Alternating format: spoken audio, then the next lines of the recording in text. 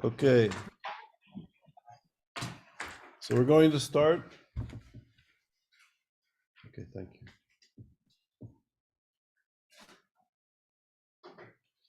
So good afternoon, good morning, wherever you are. So welcome back. And I think we're very blessed to have Aliza Landau with us. So Aliza, thank you very much for being here.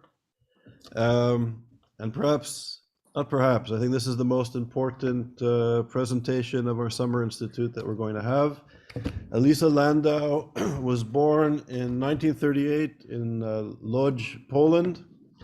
Her family, parents, Melech and Ruth Goldman, and brother Rishak resided in Ruda Palanka, a suburb of the city. After the Germans entered Poland, her parents decided that Aliza's father would go into hiding. Aliza, her mother, and brother were sent to the Lodz ghetto, but were unable to escape and join her father shortly afterwards. This marked the beginning of 4 years of wandering Poland for the family, hiding in different locations, and at times the family was assisted by peasants, Polish peasants. The family was almost caught several times, and at one point was forced to escape to a nearby forest. After several days without food, her mother left the forest in search of sustenance, but she never returned. Aliza's brother died of starvation, and she and her father were eventually found by a German patrol. They were taken together with several other people to a makeshift killing pit. Her father was killed, but Aliza survived. She waited for the night to come and crawled out of the pit and escaped to a nearby village. She was only 6 years old. In the village, she was taken by a Ukrainian couple who took care of her until the region was liberated. Her mother, who had survived in hiding after being severely injured, was able to find her after the war. They eventually moved in 1948 to Israel. Aliza is married to Yossi Landau and has 3 children. She worked as a kindergarten teacher. Today, she lectures on the subject of Holocaust and accompanies Israeli police and security force delegations, as well as Israeli high schools to Poland. And Aliza, thank you so much for taking the time to be with us, and we're really honored that you're here and taking your time to share your experience and wisdom with us. So thank you. The floor is yours. Thank you. I'm happy to be with you. Thank you. First memory, can I start? Yes, please. Thank you. My first memory is when I had my 3rd birthday. We were hidden by a peasant, a Polish farmer. Maya, what are you doing? Don't shave like that. And he came every night to feed us, to bring something to eat. And the day that I was born in spring, and it was especially a nice day, warm and nice, and the peasant said to us, come out from the place they're sitting all day. I want you to come out to have some fresh air. So we came out from it was a big barn or something like this. And we were hidden in one corner of the barn. And my father started to sing a birthday song for me. And the farmer asked, whose birthday today? And my father said, our daughter is 3 years old. He ran to his house and he came back with the most beautiful birthday cake. That's the story that I used to tell my children in my kindergarten near the Holocaust Day. And you know, children are children, they had a birthday cake. Was there chocolate cream? Or how many candles did you have? What was written on the cake? And I told them, I had cakes like this, what you tell me, during the years, but then it was a big piece of bread from a round loaf of bread from the middle, the biggest piece. And also it was very thick. And the children were laughing. They said, Aliza, you don't know anything. A cake is a cake. Bread is bread. It's not the same. And I told them, you know, you're right. But I was so hungry. I ate only once a day. And it was during the night because, you know, during the day, the farmer didn't come near even to us. He was afraid. And we were afraid. So only once a day, in the evening, in the beginning of the night, we had our meal. And here to get such a big piece of bread extra, it was really like a birthday cake.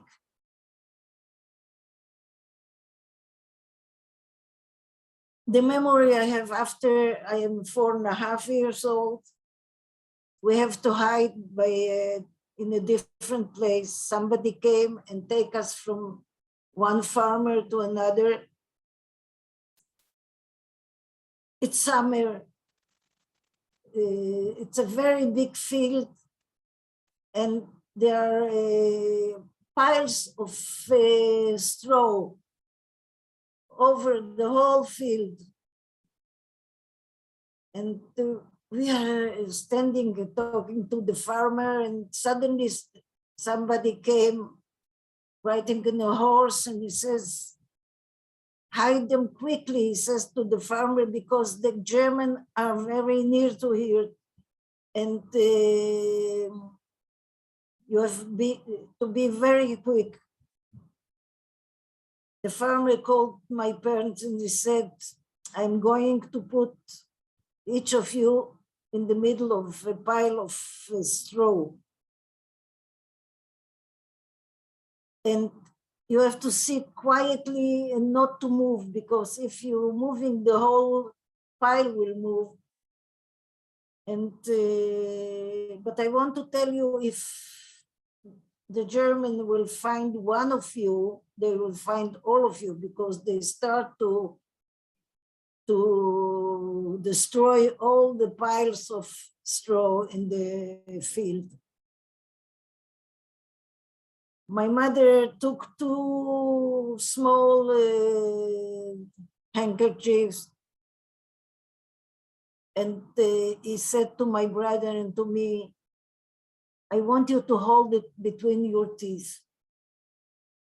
Because the German used to take something and to look into the piles if somebody is hidden there. If something will happen to you, or something will bite you, something will make you nervous, or never mind what will happen, please don't cry, don't make a noise. If you want to cry or you want to shout or to do anything, please, you hold the handkerchief and bite it very strong, so all your anger will go into the handkerchief. We went into the straw, and it was summer, so we had light clothes on us, and it wasn't so pleasant to sit there inside, but we must.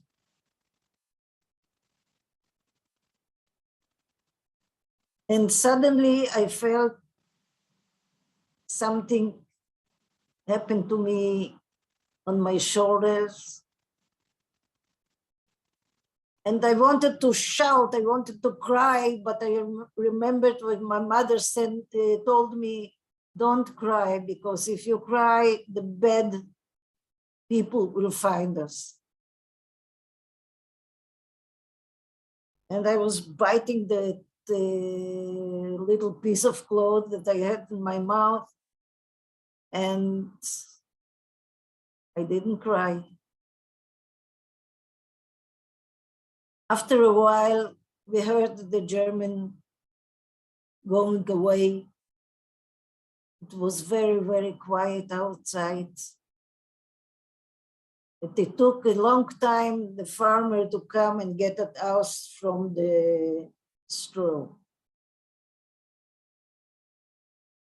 We started to wander from one place to the other. We were hidden in places that you can't even imagine. In holes, in barns, under the roof. Many, many different places. But then we started to hear about the thing that the Russian army is already in Ukraine. And we are very close to the Ukraine border. And this gives us a lot of hope. But I don't know how it happened, but suddenly we found ourselves without a place to hide. And my father talked to a farmer, and he suggested that he will make a hole in a big field of potatoes that he had. And we will sit in that hole till the Russian will come into Poland and help us. The farmer agreed, and he made the hole, and the moment the hole is ready, we went inside. He gave us a few sacks and an old, very old blanket and a little bowl from a mile. And we arranged ourselves into that hole. He took a fresh potato from the end of the field and put it over the place where we went into the hole. And we were waiting for the Russian army. But the Russian didn't come in. Didn't come, and one day, through 3 Polish people went into the field. They were with the Germans, and when they went over our hole where we will be hidden, they felt that the soil is something is different. And they start to look, and they found the place that we can go into the hole. They saw some people inside, and they told us to get out. We climb out, and my father swore that the farmer didn't know that we are there, because we didn't want to hurt the guy. And who gave you food? Who feed you? My father showed him the little bowl we had, and he said, I went out during the night and I crawled to the pigs and I took food from the pigs, and that's what we ate. I don't know how he persuaded those people, but they believed it.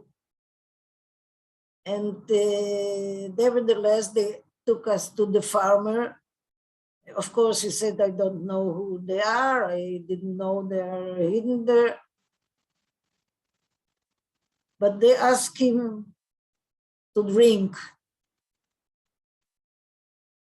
They didn't mean water or tea or coffee or something. They wanted some whiskey or I don't know what. And every farmer had something that he knew to make alone, and he gave them to drink. My father was looking, maybe there will be drink and we can make some runaway. But they weren't drink enough. They took from the farmer a wagon with 2 horses and put us on that wagon and went to give us away to the German. We were lucky because they wanted to drink something more, and they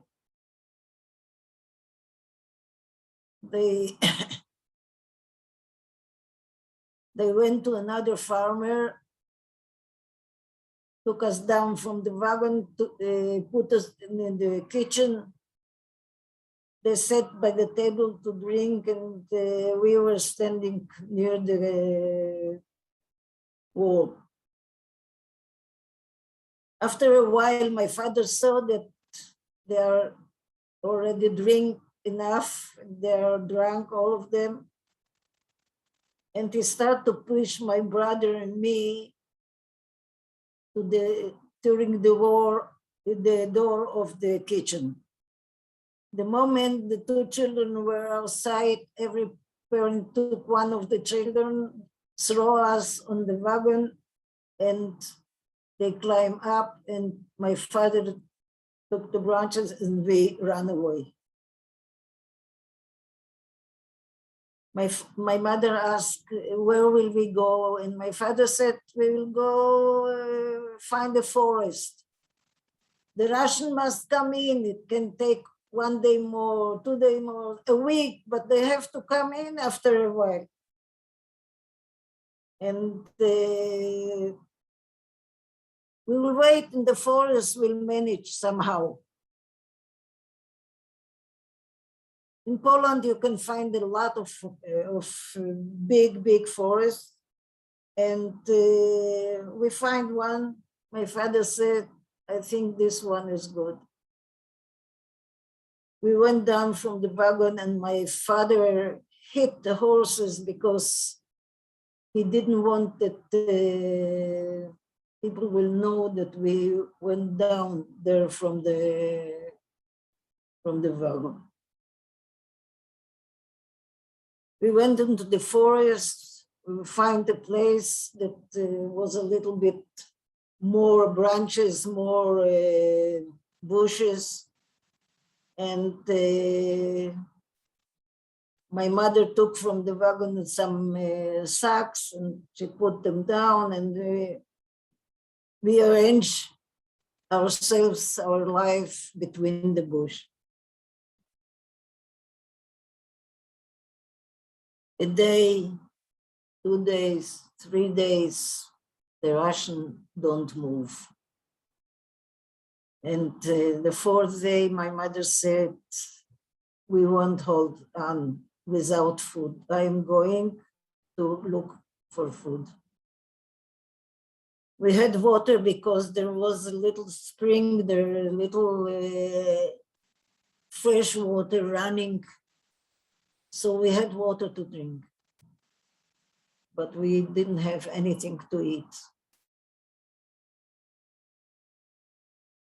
So my mother decided she's going to look after some food. She went away. A day was by, 2 days, 3 days, 4 days, she didn't come back. We were very, very, very in a bad situation. Nobody of us could walk. When I want to go from one place to the other, I had to crawl. We could eat some leaves from the bushes. Not all the leaves are eatable. And excuse me, we used to take down from the trees. Sometimes we found some worms. This is what we ate. But nothing from this was enough. One morning, I get up in the morning and I saw my father sitting, holding my brother that was 5 years older than me, holding him on his hand, in his arm, and he was crying. For me to see my father crying was the end of the world. I crawled to him. I took him by his, I took something off his clothes, and I cried to him, "Father, why are you crying? Why are you crying?" And he said to me, "We don't have any more Rishik." Rishik was the name of my brother, and he starved from hunger. We sit there and cry and cried and cried till we couldn't anymore. And then my father told me, "I want you to listen very, very carefully. You remember that every evening when the sun goes to sleep, we hear a lot of dogs barking." Yes, yes, Father, I remember. "I want you to listen to the barking of the dogs. When night will come, you will crawl to the dogs, because where dogs are also people. People live there. You are a little girl. Some good people will find you and will rescue you." The last thing that I even could think about is to leave my father. My mother went away, she didn't come back. My brother died. Now I leave my father, I'll be alone on the world. I start to cry and I said to him, "I won't leave you. I want to stay with you, and what's happened to you will happen to me. I don't want to leave you." And then he said to me, "Listen very, very carefully and remember, you will go and you will survive and you will establish our family. You will build our family from the beginning, new family." What can I do that all those things won't happen? My father, I was 6 years old. My father gives me a will. You will survive and you will build our family again. what shall I do? And I decide to pray. What can I pray to? That night won't come, because I was thinking that if night won't come, the dogs won't barking, and I don't have to leave my father. I don't know if my praying is answered, but suddenly stood near us 3 German soldiers. 2 of them took my father under his arms. He still held my brother on his arm, on his hands. And the 3rd soldier took me on his hand, and we started to go into the forest. And I was looking in his eyes, and he looked in mine, and we couldn't take away our,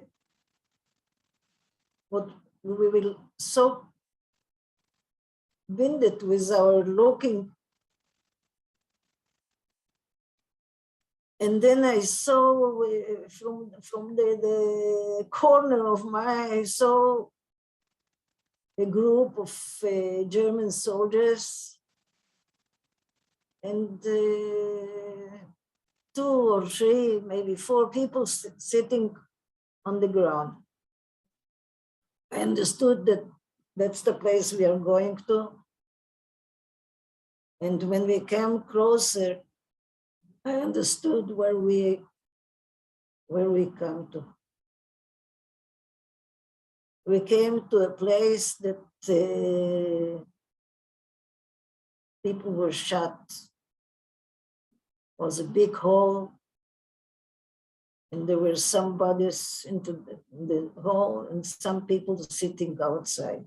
Before it get dark, they told us to get up, arrange us before the hall, and the German soldiers stood against us. The soldier that held me on his arms didn't stay near to me, but then suddenly he get out from his place and he came to stand near me between 2 other soldiers. I took my father's leg and I hold him very, very strong to my heart. I heard something shouting in a language that I don't understand, another shouting and a 3rd shouting, and then there was shooting. We fell into the hole.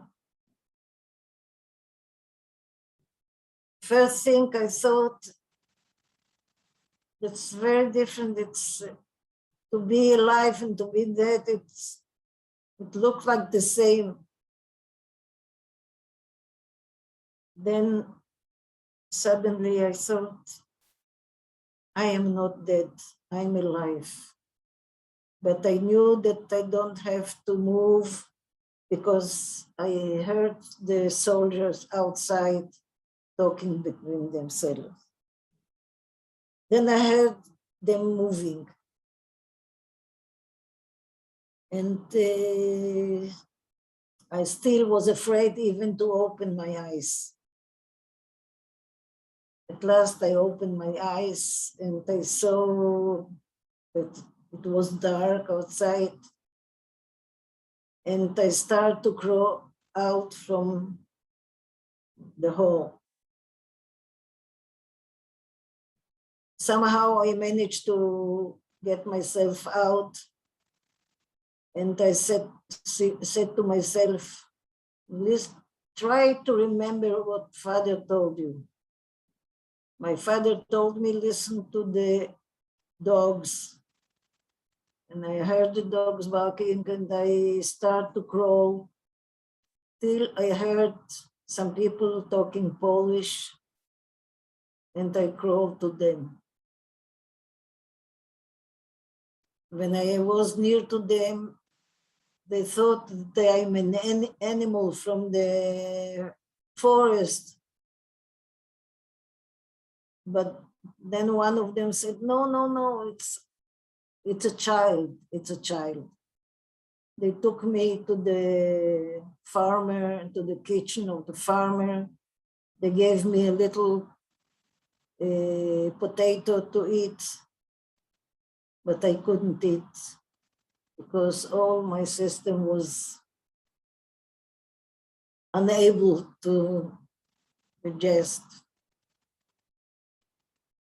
There was a family in that village that didn't have children, and they took me to their house. And the woman made a egg yolk with a little bit milk and sugar or honey and mixed together and gave me a little bit on the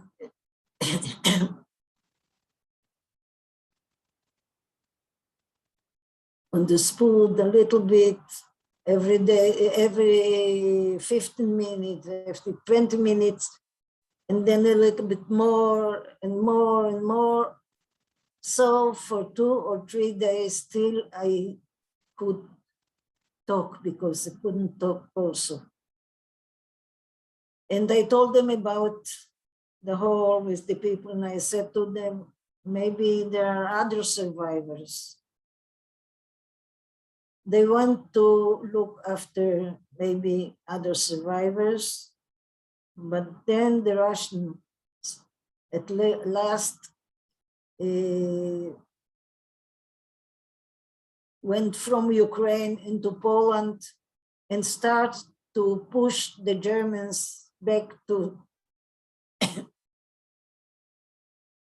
West, back to their country.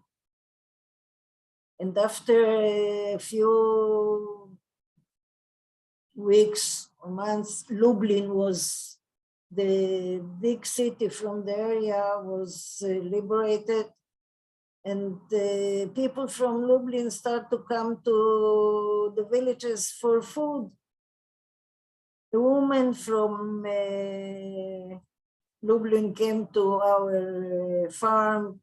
She asked for eggs, for vegetables. We had the same day I made in the morning free, fresh butter.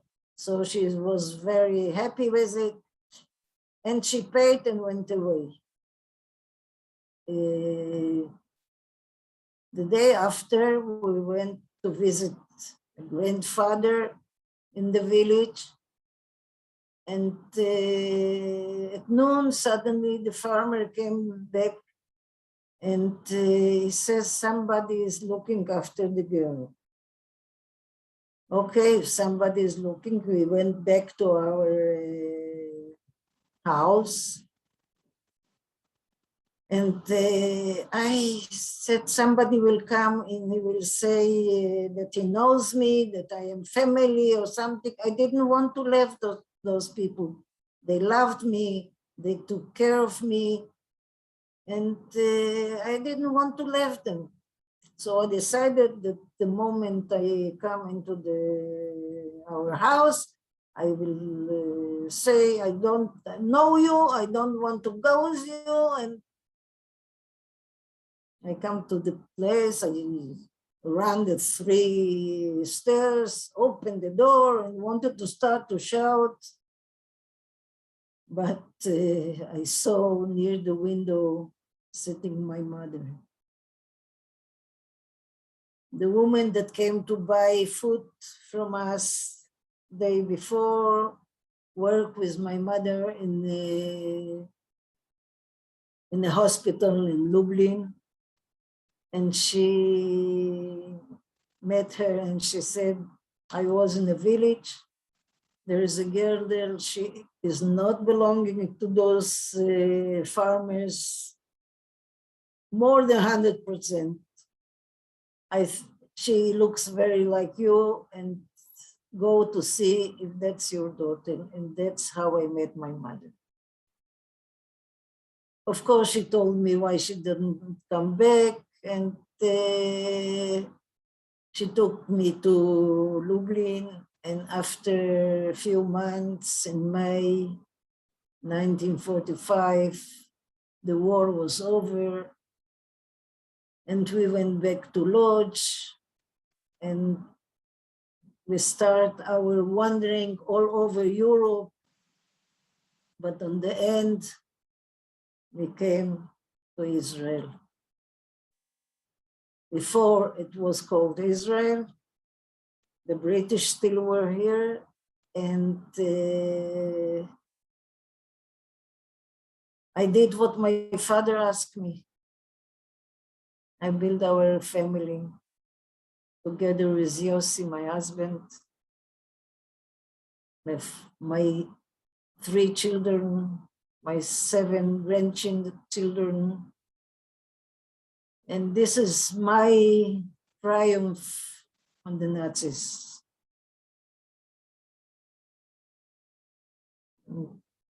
Thank you. Thank you, Aliza. Thank you very much for sharing your story, your important story with us. We all appreciate it. We have some time to ask you questions. Is that okay? Yes, Okay. it's okay. Good. So you know, we were doing a summer institute, and we were together all week, this group dealing with contemporary, current anti-Semitism. So given your history and sitting in Israel, what do you think of the state of affairs? What do you think of contemporary anti-Semitism? You know, given what we thought the world learned some lessons from the Holocaust, what are you thinking now when you look at the news around the world? I don't think the world learned anything from the Holocaust. Maybe a while after the war, but today so many tragedies happen around the world. I'm not talking now about anti-Semitism. I'm talking about what's happened with in other places of the world. And now the anti-Semitism grows because there are people in the world.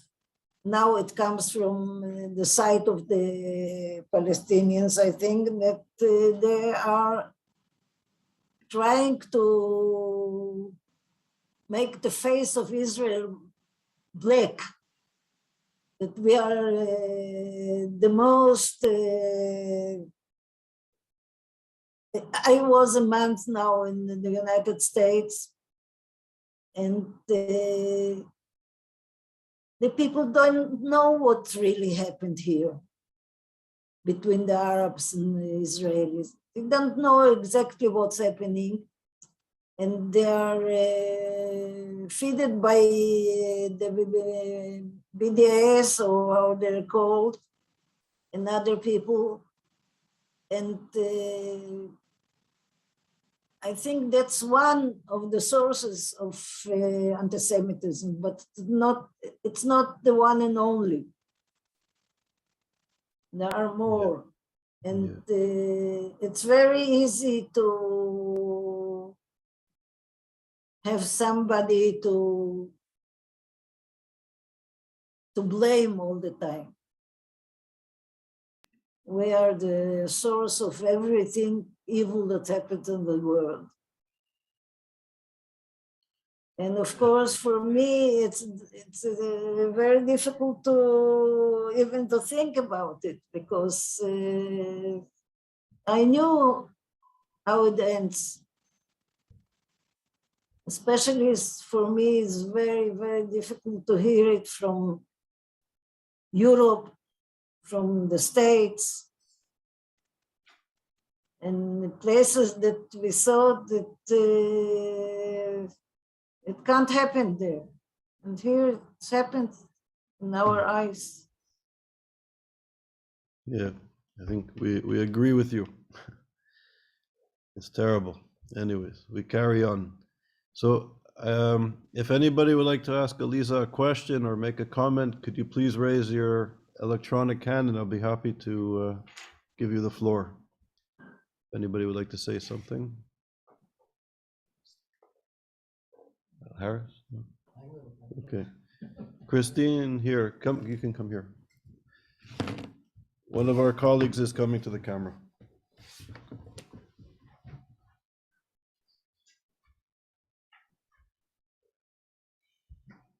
Hello, my name is Christine, and unfortunately my father lost many families, many members of his close family in the Holocaust.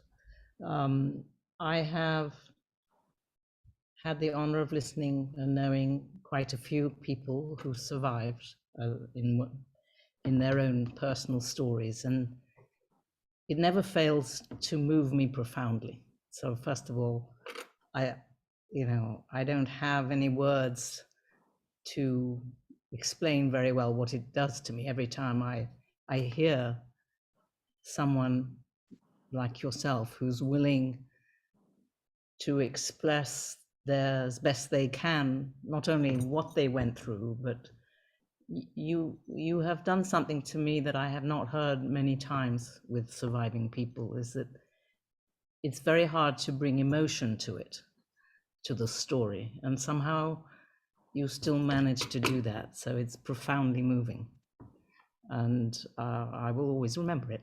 So thank you. Thank you. Thank you, Christine. Thank you. I see Hannah has her hand up. The floor is yours. Hi, thank you so much. I really, really appreciate your sharing and the vulnerability and the strength. I guess my question is, I mean, I do descend from a family of survivors. They're unfortunately not around anymore, but I wanted to ask you, like, with everything you've been through and what you see going on in the world, what is your hope, I guess, for young Jewish students or activists, or just people in general, as far as carrying on Jewish tradition, carrying on the memories of the Holocaust and Jewish life? I know that might be a little broad. Thank you. First of all, I think that every liberal person in the world, and I'm not talking only about Jews, is to remember what happened during the Holocaust, because it was something that never happened before, and I hope very, very much that will never happen again. It was a factory of death, made very, very arranged. Everything was written, everything was filed, and everyone can learn about it. A lot of books were, and I think that everyone that is a liberal and he is thinking about where the world is going to, has to remember what happened during the Holocaust, because we suffered, but not alone. With us together, a lot of people suffered that wasn't Jews. And I think that we are concentrate only in us, in Jews. It makes a little bit smaller. We say, okay, 6 million. It wasn't 6 million. The whole humanity lives much more, much more. We suffered the most horrible thing, but I think other people are forgetting it. It's gone. It's not with us anymore, but it is. And the anti-Semitism that grows now is a symbol. It's a red light. Be careful. You are going there again. And that's what we have to think about and to keep in our mind all the time. About the hope of Israel, and I believe in good. I believe that good things are happening even in evil times. And that's why I work with children. I love very much to be with children. And I love the Israeli youth. I am going to Poland with groups from high schools and from the army. And when I come with them to Poland and I walk with them in the camps, in the people, in the places that people were burned, I'm so proud of them. I'm so proud, and I said to myself, why wasn't there Israel in those times? Because we didn't have where to go. Nobody wanted us. And today, every Jew has a place. If worse comes to worse, every Jew has the others. Yeah, wise words. So, Shai, thank you, Chana. Shai, you can ask the last question or make the last comment.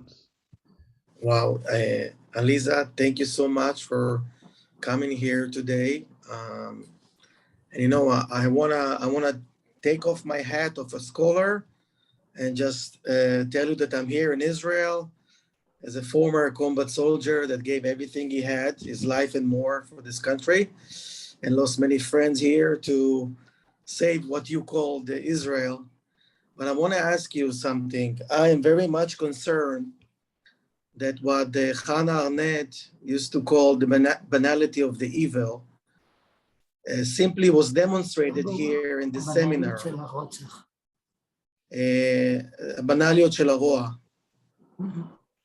And I feel that, and it was demonstrated in an astonished way in this seminar for the last few days, how much the evil not only is powerful, but also came back with full forces, with many, many dimensions and places and areas. I want to ask you, when you see Israel, the state of Israel that you were so for so many years were dreaming to have, do you have advice for the decision makers how to handle the Holocaust memory management, like, for example, with Poland, what's happening with countries that are trying to reshape the way that the Holocaust will be remembered? Do we need to be harsh with that and to stand, or try to open as many hearts that we can and be a little bit more soft, like Benjamin Netanyahu did with Poland? How do you think we need to preserve the memory of the Holocaust? Thank you so much for coming here. Thank you. First of all, I wish I had the answers for you.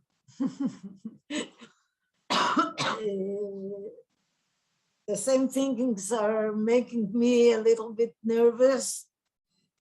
And of course, I don't have all the answers. I wish I had them, but I don't.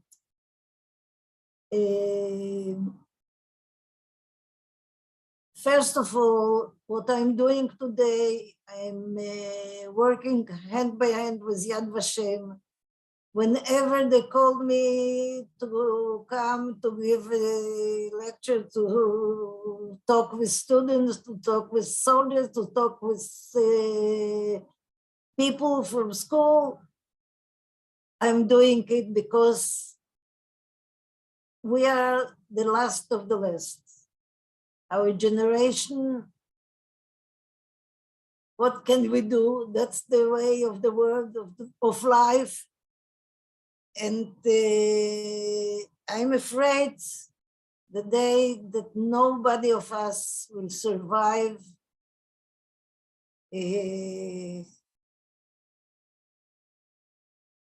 those that deny the Holocaust will grow like in Israel we say, like mushrooms after the rain. And every one of us has to tell the stories that he knows. Don't let to forget the Holocaust. Not because I want somebody to think about me like a survivor or something like that.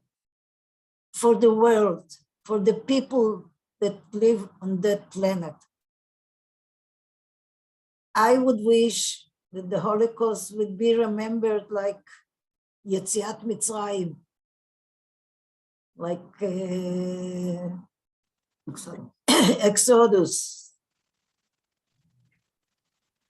because it's important for the world to survive.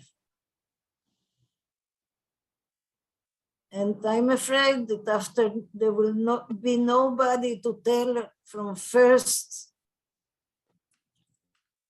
generation to tell about the Holocaust.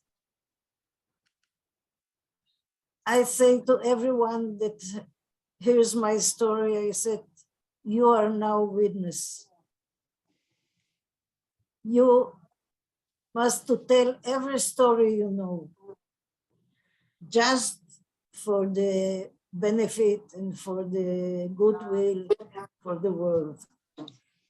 Because if the Holocaust will be forgotten, who knows what else can happen? And we don't want it to happen. We don't want it to be. We don't want even to think about it. In Israel, we are doing our best, whatever we can. Everyone that asked me to come to tell the story, I am going. I am even to the north, to the south, to everywhere that I was asked, I went there. It's very important to me. But I am afraid about the day after us. I don't know what will be then. I don't have the answer for it. It's all belong to the people that heard the stories and will tell them again.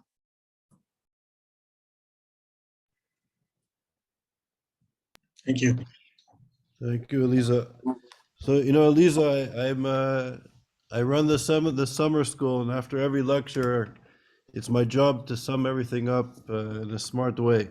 And I know I can't sum up your presentation. I think the issues are too big to sum it up.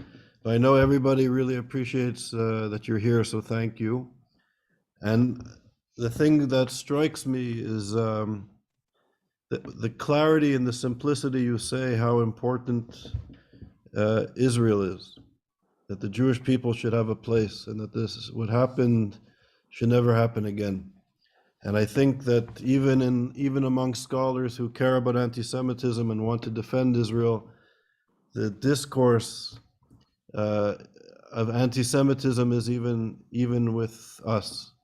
And I think those of us who are fighting anti-Semitism really have to understand the importance, the profound importance at so many levels that Israel exists as a safe haven for Jewish people and other people. And what I also was struck by what you said is that you obviously care deeply about the Jewish people, but you're also very concerned about the plight, the condition of other people, and how the Holocaust must be an example that it will never happen again, not just to the Jewish people, but to any people. And I think your words resonate. So thank you very much for being here. I know everybody really appreciates it. So thank you. Thank you. Sei gesund, as they say. Thank you very much. Okay. All right. So be well and thank you. Erev Tov. Toda rabah. לילה טוב מישראל. Laila Tov. Take care. Okay, so you know what? Why don't we take a 5-minute break as a group and we'll come back to do the presentations, the final presentations.